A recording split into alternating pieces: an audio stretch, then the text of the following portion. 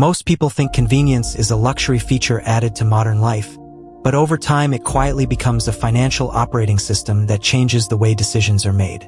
A coffee delivered instead of brewed, groceries arriving at the door instead of being planned in advance, entertainment streamed endlessly instead of intentionally selected, meals ordered instead of prepared, subscriptions replacing ownership.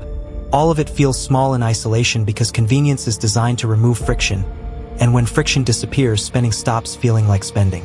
It begins to feel like normal life. The strange part is that convenience rarely announces itself as expensive. The cost hides inside repetition. A person may reject the idea of spending thousands of dollars impulsively, yet spend small amounts every day without resistance because the transaction no longer feels emotionally significant. The brain interprets convenience as relief, and relief is psychologically powerful because it reduces mental effort, saves time, and creates the sensation of control in an increasingly overloaded world. That emotional reward slowly trains behavior in the same way habits are formed, not through one dramatic choice, but through consistent repetition that becomes automatic.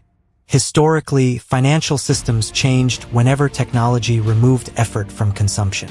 Credit cards transformed physical cash into abstract numbers, which increased spending because people no longer experienced the pain of handing over money directly.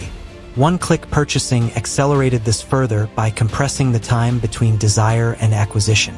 Subscription models completed the transition by making payments invisible after the first decision.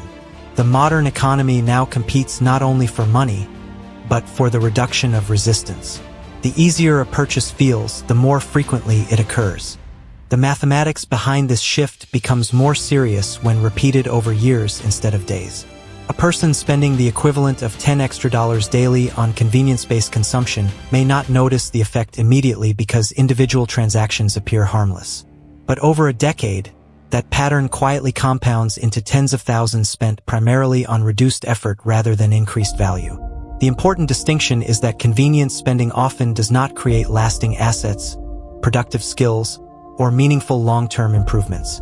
Primarily purchases immediacy. Y equals 10x. At first glance, $10 per day appears insignificant, but over 365 days it becomes $3,650. And over 10 years it reaches $36,500 before considering inflation or investment opportunity cost. If that same amount had been invested consistently into broad market index funds or productive assets, the long-term difference becomes substantially larger because compounding begins to work in the opposite direction. Small convenience purchases compound negatively through consumption, while small investments compound positively through ownership. What makes this psychologically difficult is that convenience also saves time, and time itself has economic value. The problem is not convenience alone. The problem appears when people stop distinguishing between strategic convenience and unconscious convenience. Paying for faster transportation to create productive working hours may increase long-term value. Paying repeatedly to avoid mild discomfort or planning often creates dependency instead of efficiency. Over time, the threshold for inconvenience becomes lower and lower, which increases spending automatically because normal tasks begin to feel emotionally unacceptable without purchased assistance. This creates an unusual modern paradox where technological progress makes life operationally easier while simultaneously making financial discipline harder. Earlier generations experienced natural barriers to spending because purchasing required travel, waiting, physical cash, and intentional effort. Modern systems remove nearly every barrier between impulse and transaction. The economy benefits when consumption becomes frictionless because higher transaction frequency drives continuous growth.